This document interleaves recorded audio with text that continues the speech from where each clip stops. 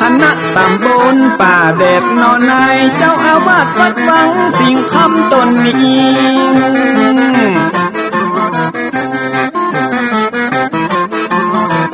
อนุรักษ์ของเก่าล้านนาก่อนกี่เมื่อลูกหลานเฮาตีเกิดมาด้วยกันรักษาของดีเก่าเกลือได้อยู่กู้ถิ่นล้านนาฟังทำแล้วของแผ่วจิตใจเหมือนป่าอยู่ในนาทีนั้นนาม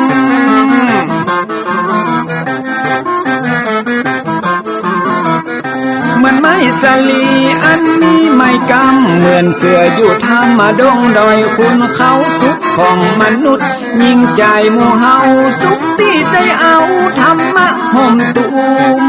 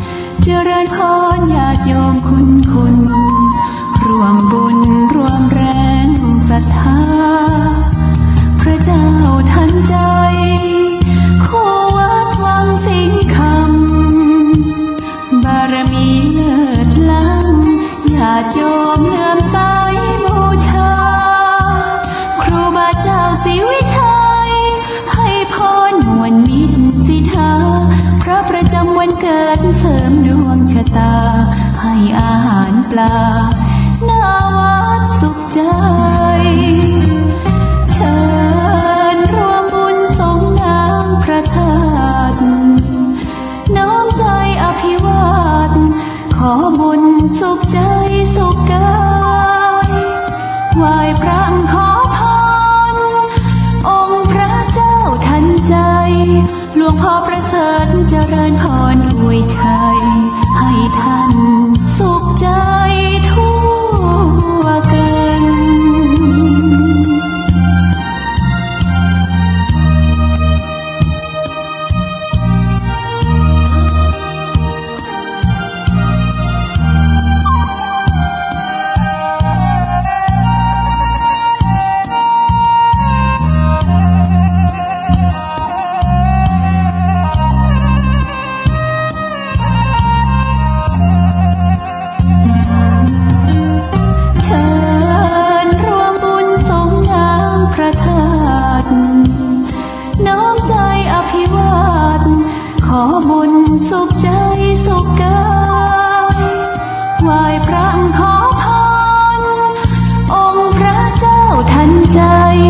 หลวงพ่อประเสริฐเจริญพรอวยชัยให้ท่านสุขใจทั่วกัน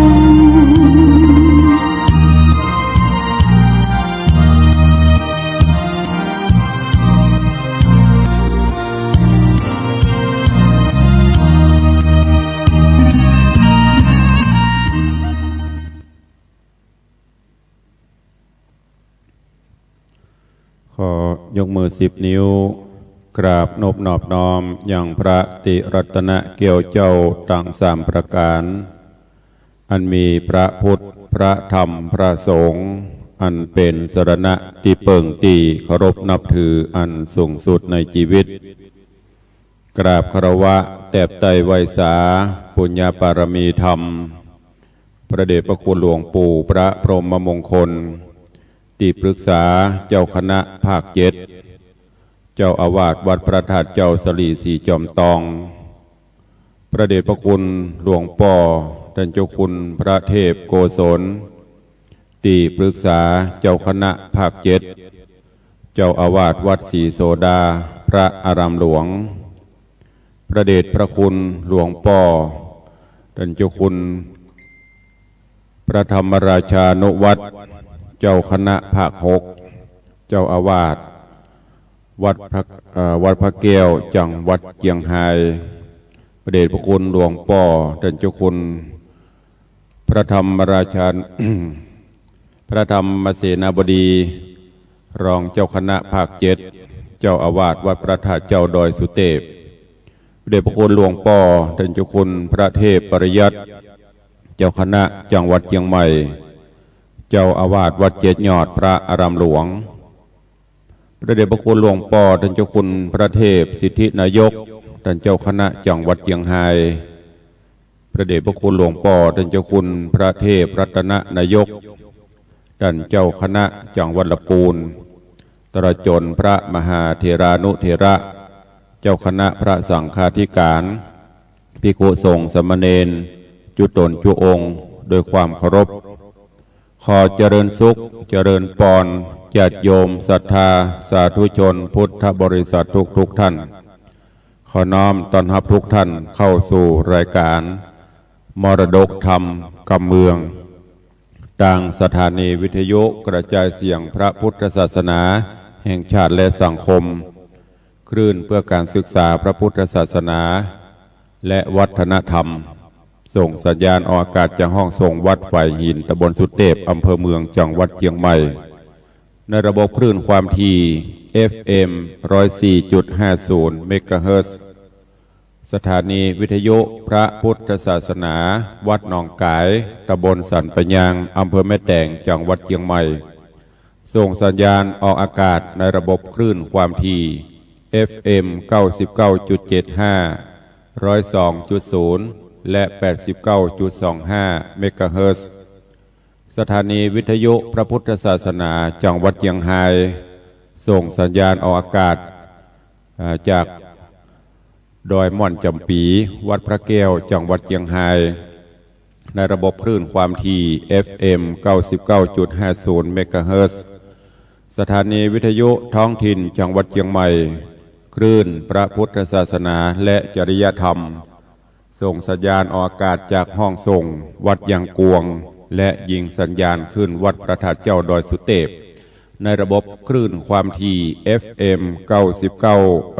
96.0 เมกะเฮิรตซ์ตลอดจนวิทยุชุมชนเสียงต่ำสายหอกกระจายข่าวตามหมู่บ้านตามวัดวาอารามต่างๆและเจริญปอนญาติโยมที่ติดตามรับฟังทางวิทยุออนไลน์ห้องส่งวัดยางกวงตำบลไหยามอำเภอเมืองเชียงใหม่และวิทยุออนไลน์ของวัดฝ่ายหินตำบลสุเทพอำเภอเมืองจังหวัดเชียงใหม่รายการนี้ดำเนินโดยอาตมาภาพพระครูวิสิตศิลาภรณ์เจ้าคณะตำบลป่าแดดเจ้าอาวาสวัดวังสิงห์คำตำบลป่าแดดอำเภอเมืองจังหวัดเชียงใหม่เป็นผู้ดำเนินรายการปากกันในวันนี้ก็เป็นวันพระเป็นวันศีลวันพระอุโบสถศีลใหญ่ศีลหลวงญาติโยมทั้งหลายบางท่านก็ไปวัดไปวาละเพราะว่า6 โมงป่ายบางท่านก็กำลังจะไป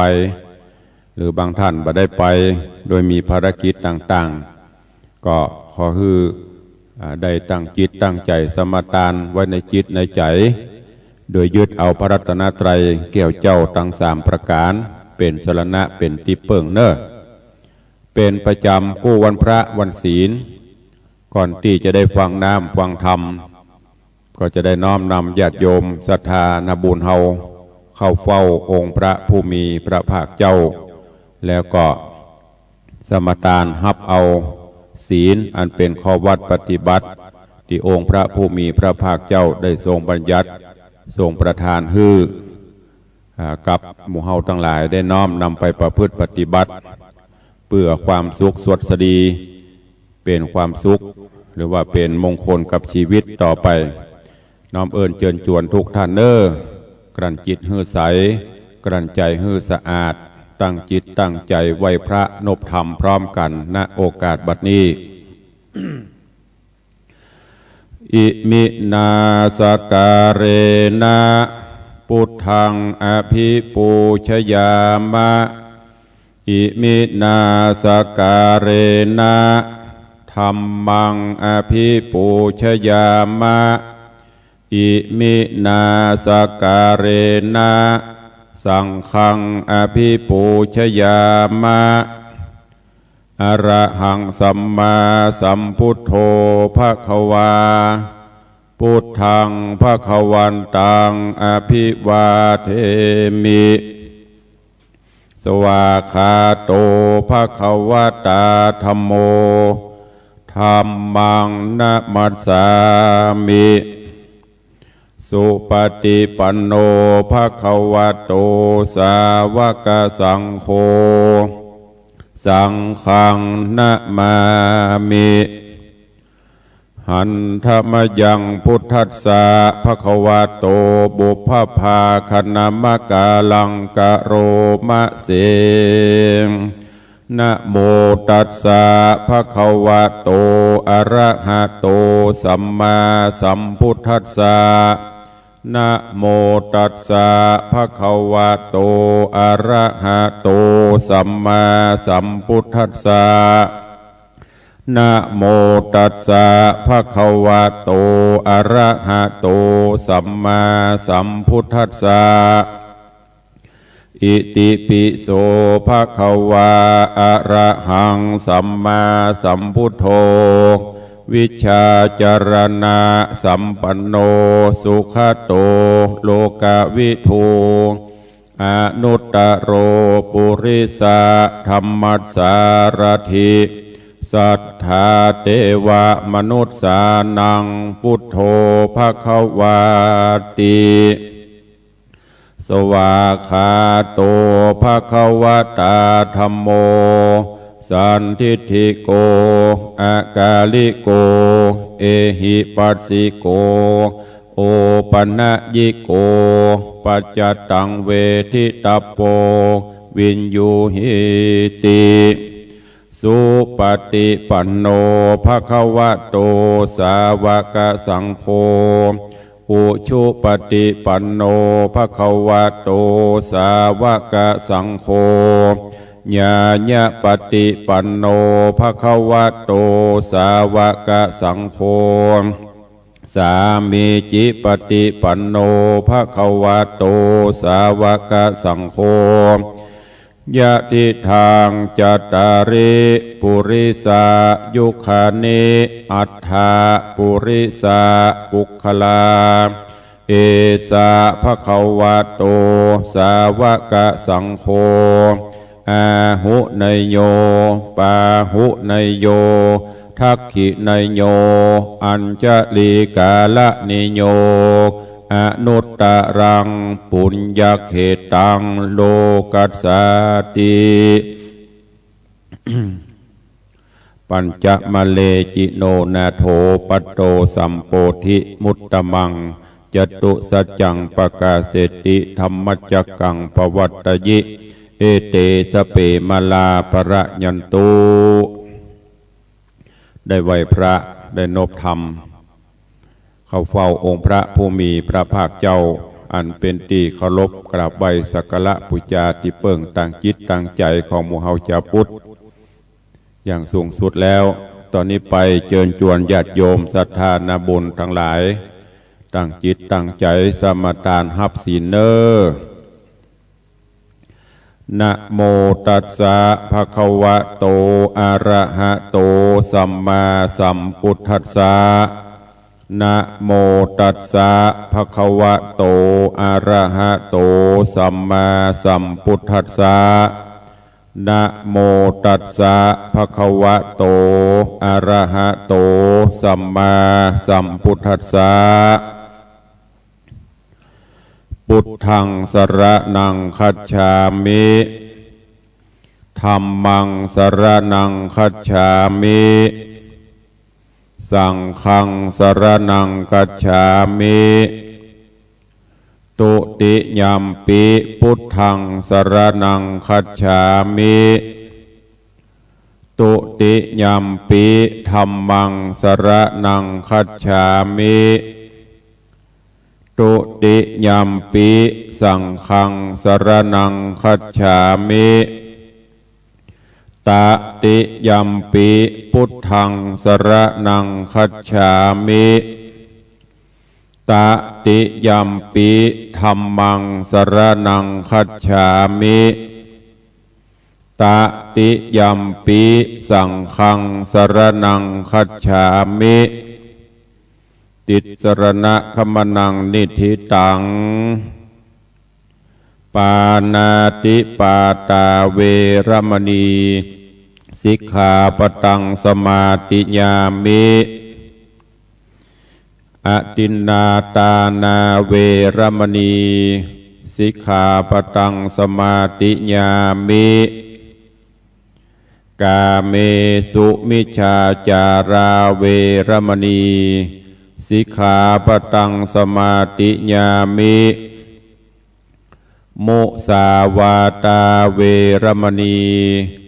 สิกขาปตังสมาติญามิสุราเมรยะมัจจปมาตฐานาเวรมณีสิกขาปตังสมาติญามิอิมานิปัญจสิกขาปตานิสีเลนะสุขติงยันติสีเลนะโภคสัมปตาสีเลนะนิพุตติงยันติตัสมาสีลังวิโสทะเยวันนี้วันพระวันศีลวันมหาอุโบสถศีลญาติโยมศรัทธาได้เข้าเฝ้าองค์พระผู้มีพระภาคเจ้า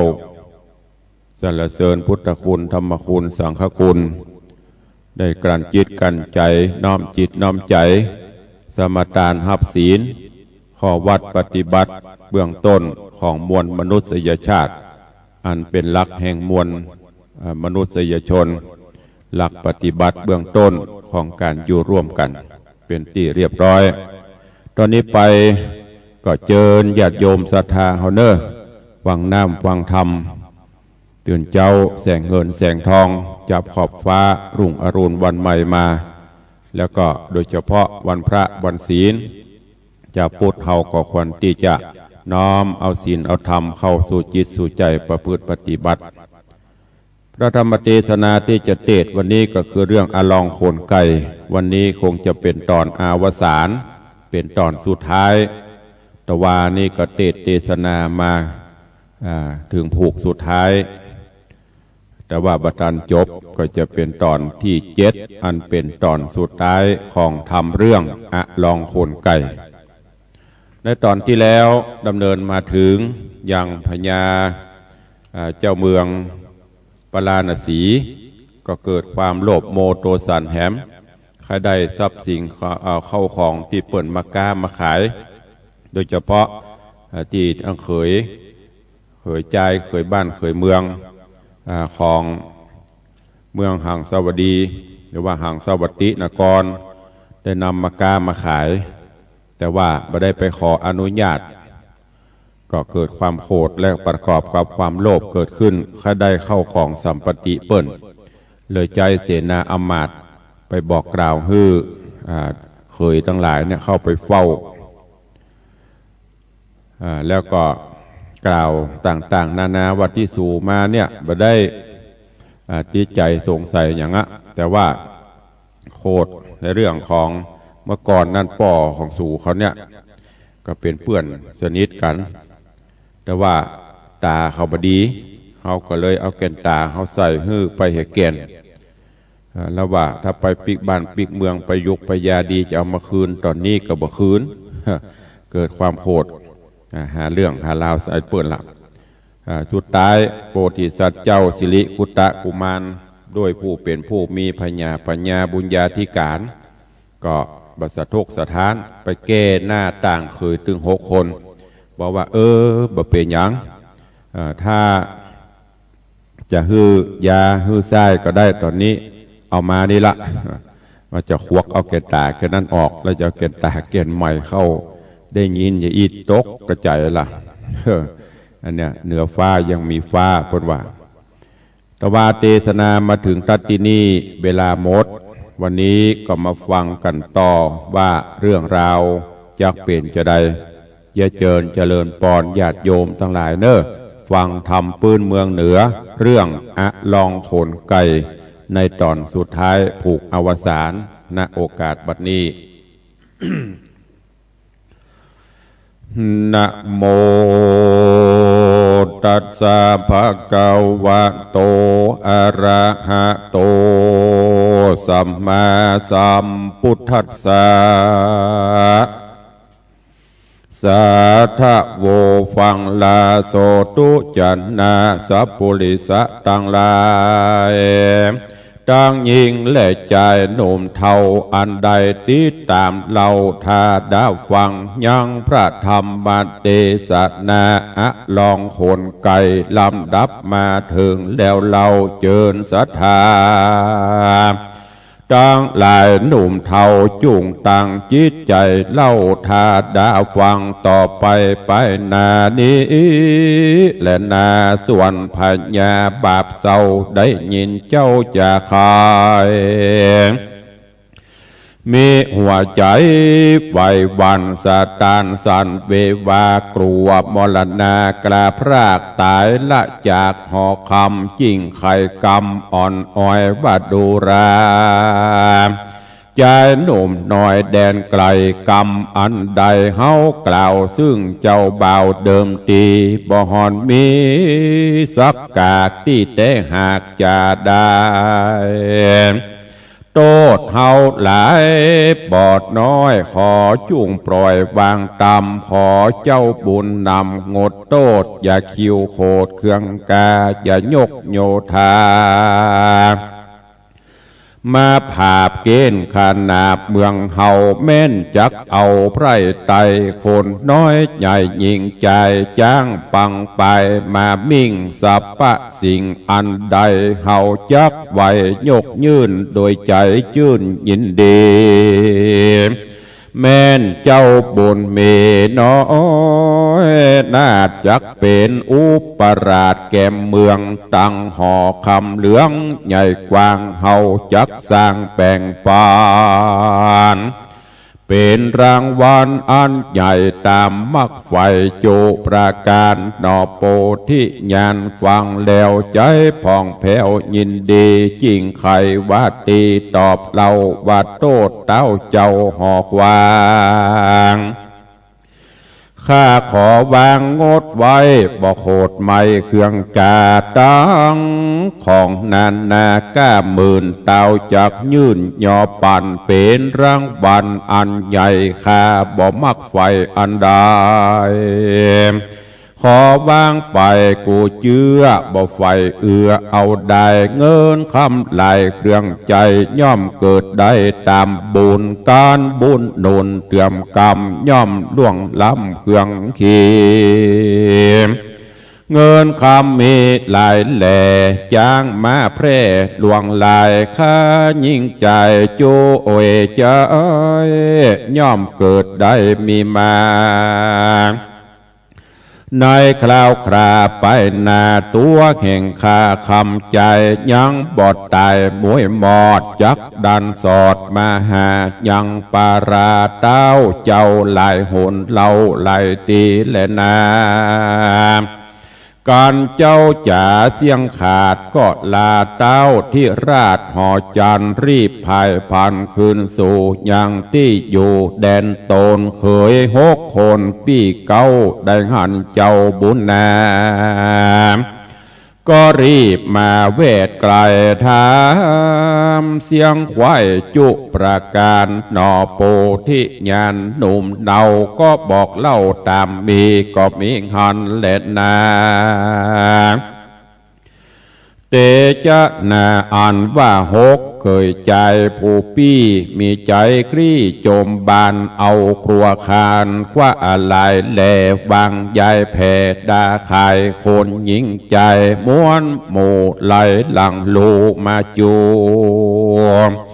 พ้องพอดูรีบซื้อพ้องพอยือแดนไกลคนลามไหลละลาดบอกงูขาดวันยา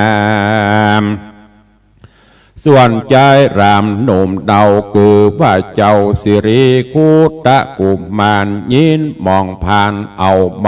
บอกมีเครื่องใจครัวขายจริงไล่หัวลายม้วนหมู่ไปเลี้ยงอยู่แดนไกลอีดเหลือจะนักแก่จริงนอนแผ่กาญาปืนรุกขาต้นใหญ่คือต้นไม้โพสรายข้านิ่งในไม่มาดว่ากูมีเงิน1 บาทติดตัวจักซื้อครัวเสื้อผ้าหรือเครื่องงาอลังการเฮือได้เงินคำคานมากเต้าปีเก้า6 คนยอมถอยโหนขึ้นสู่อย่างที่อยู่เบียงใจหากำให้บอดใดบอบมีเครื่องใจเหลือลายเตี้ยงจักอายไข่นาแก่ไพรฟ้าประจาตั้งภาริญาณนอดเนาเตี้ยงมนเศร้ามองขีหนอมุนีบุญใหญ่ก็ใจเอาไม้เววาลมเจยมา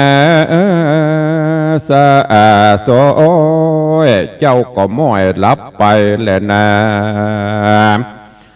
ตัสสะมิงคะเนสักกัสสะปันดุกัมพลาศิลาสะนังอุณหาการังทัตเส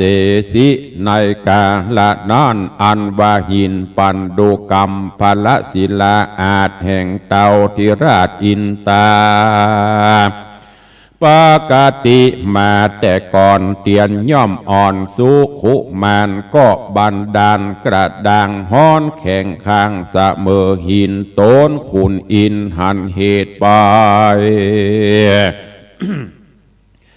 แจ้งเจตสังกาจิงเลงตาสั้นสองควายเขตห้องจุมปูหันนอสับปัญญูบุญใหญ่ห้อนเอาไม้ในใจ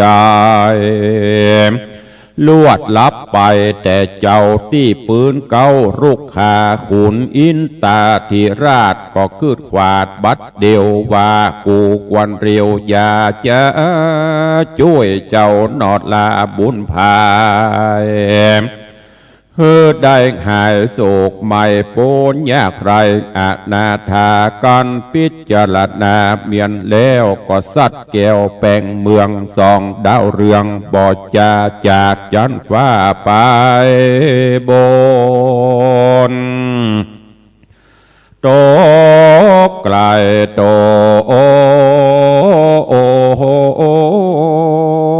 นาแห่งเจ้าตีปืนเก้าโปสะลาย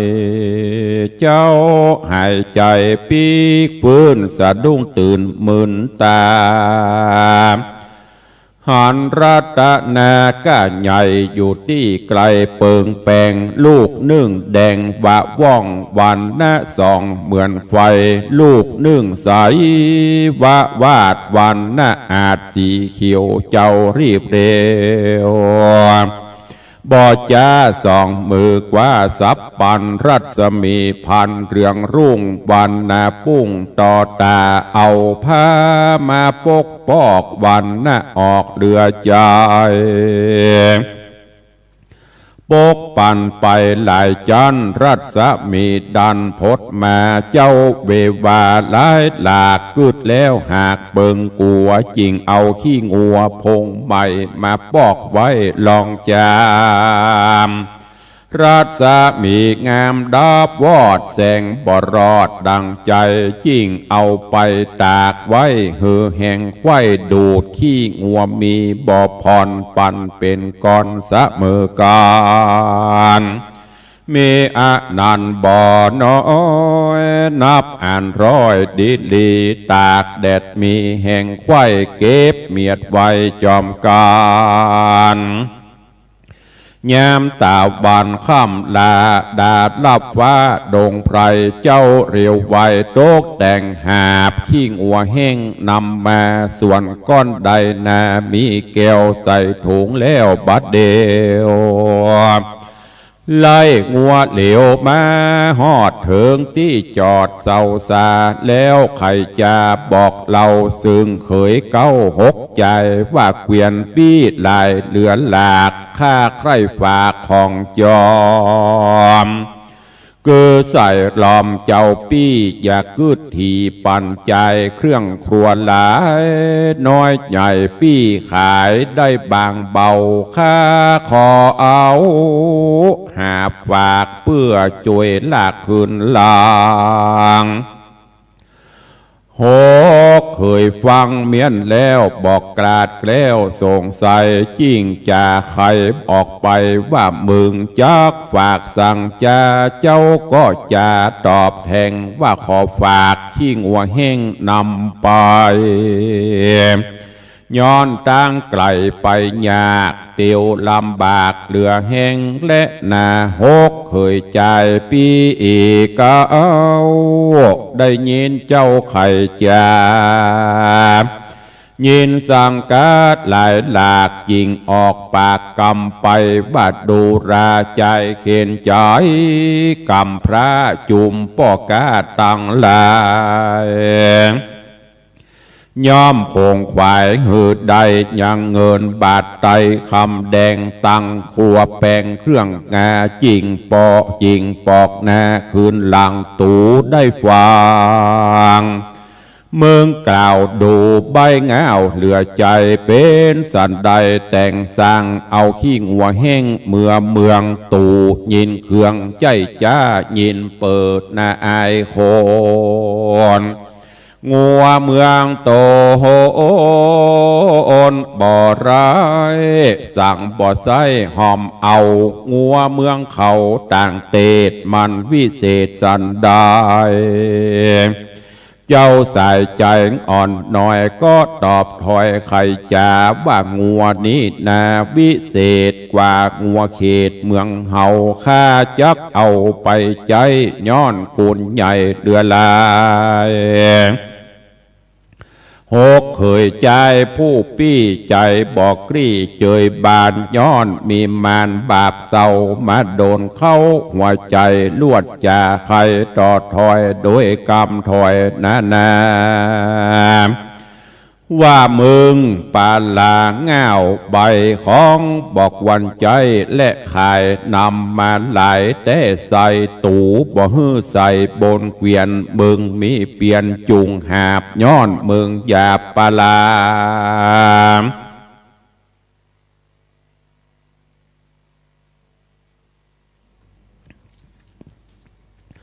เขาบอกจะโป้งขาดบอกอนุญาตปั่นใจก็มีหันและนาปูนาติวะเสกันวันลุนรุ่งเจ้าหกเคยเก้าคำใจ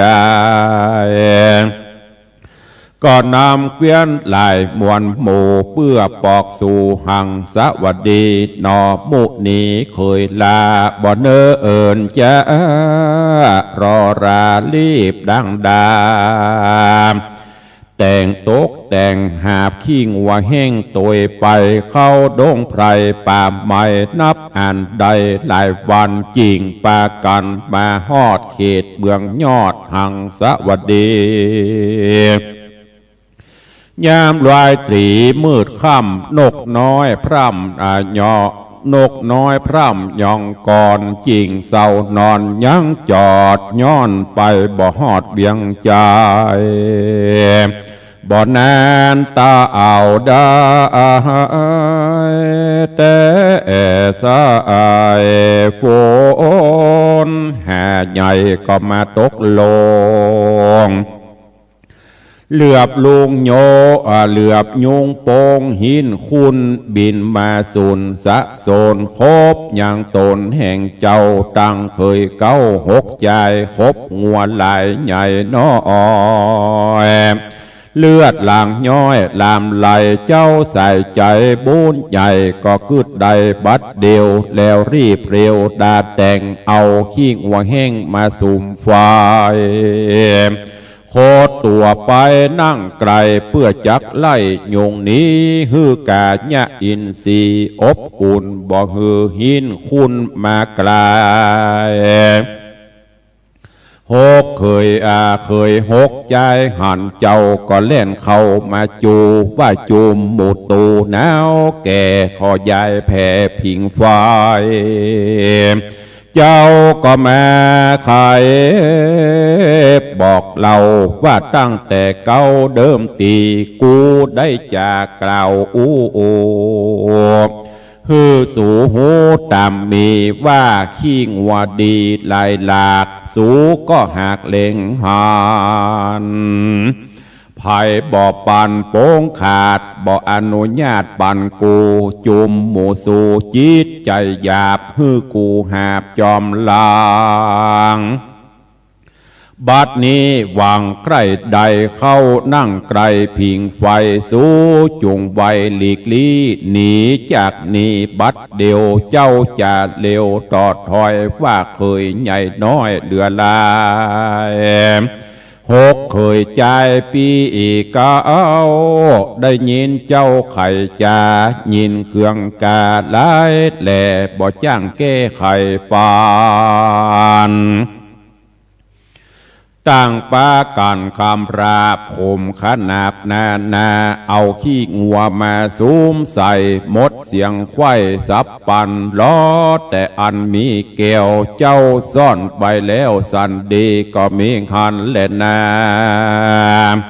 ตัดสาวิภาตาญารัตติญากันวันลูนมาฮอดเจ็ดเคยยอดคำใจก็พันภายรีบเฮาเข้าสู่ดาวเวียงใจการว่าไปจุจอดถึงภาษาทยอดหอจันก็ปากันขาบไปซึ่งเต่าไทยธรรมิกราชาไขขี้ญาแต่ตนติดสืบสนถึงไปหกเคยใจปี้เก้าก็กุมเกลาหยอทะบายยังของลายเครื่องใจย่อมก้าใหญ่เปิงแปงผ้ากำปนแดงก้ามากโกใสหากดูงามหกใจลามเคยเก้าเนี่ยรอเจ้าบุญภายส่วนตนใจลูกลากาคำลาเป็นกำพระอนาถาเอาถงปลาสปายและสปายแหลงจกขี้งัวแห้งยอถวายบอบมีหลายสองก้อนบางลงบ่อนคันคำแล้วไข่กำบอกเราว่าข้าลูกเต่าคนผ่านหาของเจียงคานบ่ได้ ย้อนยากไรเครื่องขี่ได้ขี้งัวดีวิเศษเป็นของต่างเตศกุลลายข้าขอท้าว่าป่อจะเอา ป้อแก่นไทยจุงหับไว้ตามมีแดดเตอะเมื่อนั้นพญาธรรมมิกราชโคดขนาดนำนาว่าสารใดจะมึงแซงเอาขี้งัวแห้งมาทะวายสังบ่อายเจ้าบานอันเวทอยู่จอมกันต้านยกปั่นเครื่องใจย่อมก้าใหญ่นาเมืองปาลาห้าวหาดเนี่ยประมาทตนกูบ่จูโดยง่ายโตดมึงให้ถึงตายตนคำใจบุญใหญ่ก็น้อมไว้ทูลสาว่าข้าแด่มหาราชเจ้าโตโอนเป็นปิ่นเกล้าเวียงใจขอจงไขออกพอฮือแจ้งต่อตาตนดังกำพลแต่ก่อนเจ้นปูมอนซอนไขว่าคนวันนาไวสะอาดพ่องใจห้าวหาดปาลาพ่องกาญาพังหายใจบ่อนายต่างบุญคนข้ากุนถอยร้ายจ้างหูมได้เป็นดีโบราณมีดังนี้ขอจุงกรีดและดูแดดเตอะเมื่อนั้นพญาทำเมกราชก็ฮืออำมาตต่างตาเอาขี้งัวมาพาพอก็หันแจ้งต่อบาดเดียวหันแก้วเขียวว่าว่องรัศมีส่องต่อตาลูกหนึ่งนั้นนาแดงกำรัศมีพรำเปลวไฟ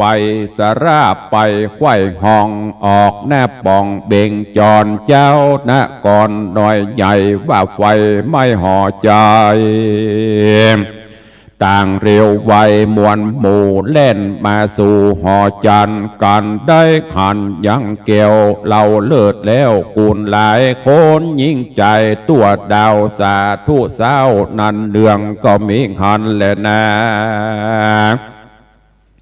เมื่อนานโตนพระญาเจ้าฟ้าหันเกี่ยวก้าแปลงเมืองหายกำเครื่องโคดหาวใจจื่นยาวยินดีจริงใครว่าตีถามเล่าว่าดูราลูกเต่าคิงลามเจ้าได้เกี้ยวงามเต้าอีหรือมากกว่านี้จะหรืออย่าอาดับอยู่จงกล่าวอูตามมีหนอมุนีหนุ่มเนาก็กลมเกลาทูลสาว่าข้าได้มานำนะบอดน้อยมากกว่าร้อยดีลียามรายตีมาฮอดข้ายังจอดเศร้านอนฝนตกสอนย้อยหยาดหนาวขนาดเย็นในเคยใส่ใจพี่เก้าต่างเล่นเข้ามาหาใครว่าจากคำราบคมขนาพระวีเอาขี้งัวดีน้อยใหญ่เผาเสียงไข้บัดเดียวคารีเพรียวเมียดใดใส่ถุงไว้กับตนแต่แสงมงกลก้ามากสองลูกหากนำมาบาดนี้และนา พระญาธรรมมิกราชฟังเจ้าน้อยนาดจะใครยินมีใจโคตรไม่ดังเอาไตไฟโดนจากงานโงนลืมเล่าด่าเขยเก้านาว่าสู่ปาลาเง่าใบบ่เกิดไข่ยาวไกลมีตาใสดังบอดบ่แจงสอดหันต่างมืดมัวฟาง หยาบจ้าเอาแก้วน้องลาเผาไฟแก้วดวงใสเหล่านันโสดก้าล้านโกดแปลงเมืองจุงเอาคำเหลืองก้าใหญ่มาแตนใส่บัดเดียวกันบ่เร็วเนิ่นจ้ากูจักฆ่าสู่ตายหกเคยใจปีอีกเก้าฟังเต้าเจ้าไข่ปันต่างป่าก้อนสะตานกึดผ่านยานกลัวตาย ต่างพันภายเสาะไซเอาคำมาใจบัดเดียวก็มิงหันและนาตะโตปะรังทัดแต่นั้นไปนาบ่เนินจ้าเหิงนานเจ้าผู้บานธรรมมิกราชก็เรียกอำมาตย์เสนาตั้งประจามวลหมู่มาพร้อมอยู่หงกันแล้วปากันอภิเษกอดิเรกมงคลยกหนอตาสะโพนหนุ่มหน้าเอาฮือเป็นเจ้าภาพปลายกราชธิดาอ่อนน้อยงามจื่นจ้อยคำพงขึ้นเตรียมองค์แนบคางจ้วยเจ้าจางสะบวยเมืองตนบุญเรืองหนุ่มเนากันได้เป็นเจ้าภาพปุรีก็ปฏิบัติดีบอกขาดตามบทบาททศราชธรรมเตจะนำเลือแหล่ชลาแพงอนาเจ้าพระจ่าไพรไตสุขบานไข่หญิงใจเสกมานพรายอุบาทบ่มาปาดเบียนขวีสรีสวดสดีเตี้ยงเต่าตราบต่อเต้าเท่าจะลา การมรณากราพรากตายละจากเมืองโคนก็เอาโตนไปเกิดในจันฟ้าเลิศตุสิดาก็มีวันนั้นแหละนาสัทธาอิมังธรรมเตสะนังอาหาริตวาจาตะกังสมุทาเนสีสัทธาอันว่าสัพปัญโยพระพุทธเจ้าตนเป็นปิ่นเกลาติโลกาจารการไขอติตานิทานเมียนแล้วพระยอดแก้วสัพปัญโยจักมาโยจาดนี้ฮือแจ้งที่หันใส่พระจิงไข่บาดถอยอันสุดซอยกาถาวาตตาปิตาอิธานิสุทโธธโนดังนี้เป็นตนภิกขเวทดุราภิกขุตังลาผู้เป็นสายอริยเจ้าทุกคำเจ้าภาวนาปิตาอันว่าป้อแห่งเจ้าน้อยนอสิริขุตากุมารตะตาน้อยกาละนอนกึ่งหากมาใดพระญาสรีสุทโธธนะมหาราชป้อแห่งพระตถาคตาบัดนี้แลนามาต่างอันว่าแม่แห่งเจ้าวันนั้นเกืองหากมาได้นางสรีมหามายาอิตานิในกาละบัดนี้และนาธรรมิกราชาอันว่าพญาธรรมิกราชในกาละนอนใสคือหากมาได้มหากัสสปะเทละในกาละบัดนี้และนาอันว่าราชธิดาสุดซอยคือนางนาดน้อยคำพงกาละนอนใสคือหักมาได้นางยะโสธราแม่แห่งเจ้าละหุ่นเทนกาละบัดนี้แลนาสาโกโห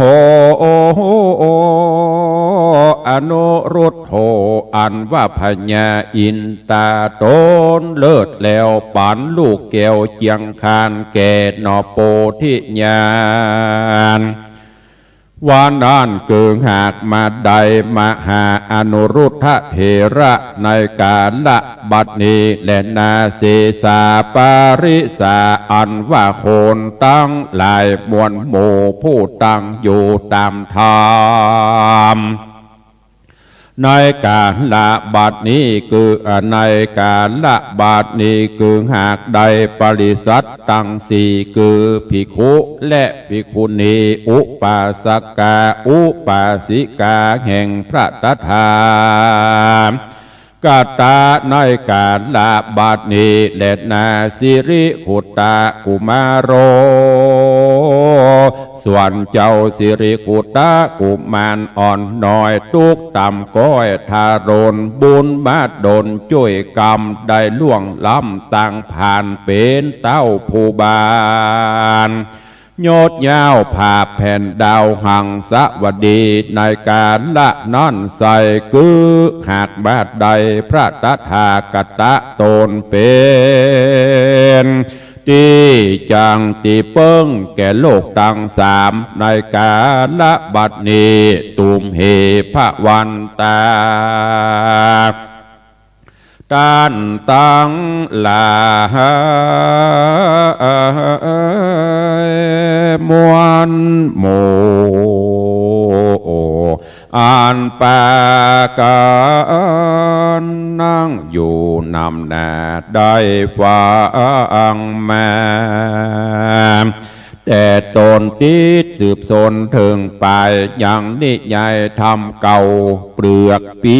เข้าแก้มกันแก่นมันซ่อนไว้ก้อยเลือกใส่เอาไป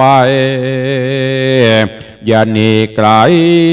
อาวาสอย่าได้ขาดต่างตานศีลเจียงค้าน58จูงโกดแผดกับตนอย่าเมาบนหลีกเว้นหนีเข้าเส้นพระหนีจากเส้นภาวนาบนจักป่าไปหอดเบียงเกี่ยวยอดมหาเดชละปานบ่อยาเจเลนาเนติตังขีญาสังวันนาวิเศษจาห้องเหตุอะลองโคนไก่ผูกสุดท้ายปริโยสานก็บังโกมสมฤทธิ์เดชก็จบปริปุณนังไปแถมเรื่องหนึ่งอะลองโคนไก่5ผูก7ตอนติตุลุงได้นำมาเทศนาฮือญาติโยมศรัทธาได้รับฟังกันพี่น้องต่างบ้านต่างจองได้รับฟังกันมาวันนี้ก็ได้ถึงการอวสานจบไปพอดีพร้อมกับเวลาก็เหลือน้อยเดียวจะหมดลงก็หวังว่าคงจะมีสาระประโยชนะกับญาติโยมทั้งหลาย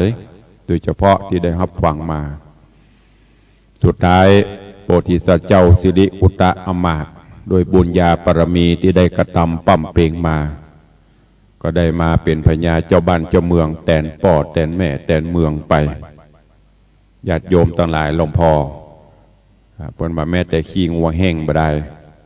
ก็ยังกลับกลายได้เป็นดีอันต่างนอกมันเป็นขี้งัวต่างในมันบ่ใจก็เปรียบเสมือนการพอคนจะไปพอกันต่างนอกคือกึดพอเข้าต่างในโดยถึงแม้นมันบหันแต่มันก็คงหูจิตใจคนถึงนอกถึงในเฮืองามใสสะอาดต่างนอกมันจะบางามแต่ต่างในก็คือมีศีลมีธรรมมีจิตใจโอบอ้อมอารีเสียสละประโยชน์ส่วนตนเพื่อประโยชน์ส่วนรวมที่สำคัญก็คือมีจิตใจเป็นธรรมเป็นบุญเป็นกุศลเหมือนอย่างกันเนี่ยก้อนขี้งัวแห้ง2ก้อนก็คือน้ำศีลน้ำธรรมขององค์สมเด็จพระสัมมาสัมพุทธเจ้าถ้าเราเก็บไว้ในจิตในใจก็จะนำไปซึ่งความสำเร็จได้ฝากไว้กับญาติโยมทั้งหลายเนอะวันนี้ข่าวสารต่างๆคงบัตันได้ประชาสัมพันธ์ละเพราะว่าเวลาก็หมดลงก็เดี๋ยวก็ต้องขึ้นวิหารวันพระวันศีลวันนี้ขอกราบขอบพระคุณในเมตตาบารมีของท่านผู้อำนวยการทุกๆสถานีเจ้าหน้าที่ทุกท่านที่ควบคุมดูแลในด้านเทคนิคการกระจายเสียง ขออนุโมทนาบุญขอบคุณกับญาติโยมเนอะที่ได้ติดตามรับฟังรายการมาโดยตลอดวันต่อไปก็แกล้ทำฟังทำเรื่องใหม่กันวันนี้ขอความสุขสดสดีจงบังเกิดมีกับทุกท่านอยู่เย็นเป็นสุขจุ่มเนื้อเย็นใจขอให้มีสุขภาพพรรณนามัยสมบูรณ์แข็งแรงเหมือนกันจุโตนจุองค์จุโพจุโคเนอร์จัตตารโอธรรมาวัตันติอายุวันโนสุขังพลัง